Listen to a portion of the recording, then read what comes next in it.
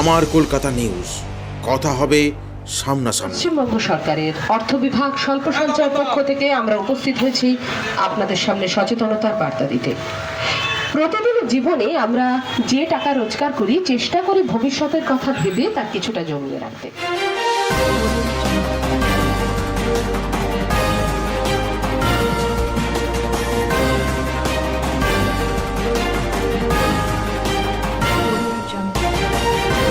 নিজেদের পরিশ্রমের টাকার সঞ্চয় করতে এগিয়ে বিভিন্ন সময় বিভিন্ন সাধারণ মানুষ প্রতারণার খপ্পরে পড়ে সর্বশান্ত হয়ে যান। তাই তাদেরকে সচেতন করতে পশ্চিমবঙ্গ সরকার অর্থ দফতরের পক্ষ থেকে স্বল্প সঞ্চয়ের জন্য সচেতনতা বার্তা দিতে চলছে প্রচার অভিযান। ট্যাবলো সহ মাইকে করে প্রচারের পাশাপাশি পথনাটিকার মাধ্যমে ডাকঘরের স্বল্প সঞ্চয়ের প্রকল্পের বিভিন্ন স্কিম তারা তুলে ধরছে। এদিন হুগলির আরামবাগ মহকুমার জনবহুল এলাকায় তারা সচেতনতা প্রচার শুরু করেন।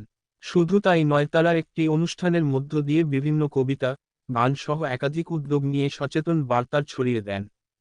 এই বিষয়ে উদ্যোক্তারা জানান, বর্তমানে দিনে টাকা সঞ্চয়ের ক্ষেত্রে বিভিন্ন জায়গায় প্রতারণার ফাঁদে পড়েছে, আর সেখান থেকেই বহু সাধারণ মানুষের পরিশ্রমের টাকা খোয়া গেছে। তাই পশ্চিমবঙ্গ সরকার অর্থ দফতরের উদ্যোগে সচেতনতা ব্যবস্থা করা হয়, মূলত কারণ ডাকঘরের টাকার এবং বিভিন্ন জায়গার ব্যাংকে টাকা সঞ্চয়ের জন্য বার্তা দেন। কারণ অনেক মানুষ অধিক টাকা পাওয়ার লোভে বিভিন্ন সময় টাকা অন্য জায়গায় লেনদেন করে, তাই নিজেদেরকে সচেতন হয়ে সঞ্চয় করে টাকা রাখার নির্দেশ দেন। অন্যদিকে আরেক ব্যক্তি জানিয়েছেন, পথনাটিকার মধ্য দিয়ে সচেতনতা করা হচ্ছে। এখানে সরকারের পক্ষ থেকে বিভিন্ন লিফলেট ব্যবস্থা করা হয়েছে। কিভাবে টাকা আদান প্রদান করবেন এবং প্রতারণার হাত থেকে বাঁচবেন তার একটা অংশ হিসাবে এই ব্যবস্থা করা হয়েছে। আমরা গ্রামে গঞ্জে সাধারণ মানুষের মধ্যে সেই স্কিমের বার্তা পৌঁছে দেবো, যে বার্তা দিয়ে তারা অন্তত ভুলভাবে অন্য সংস্থায় টাকা রেখে সর্বশান্ত যাতে না হয়।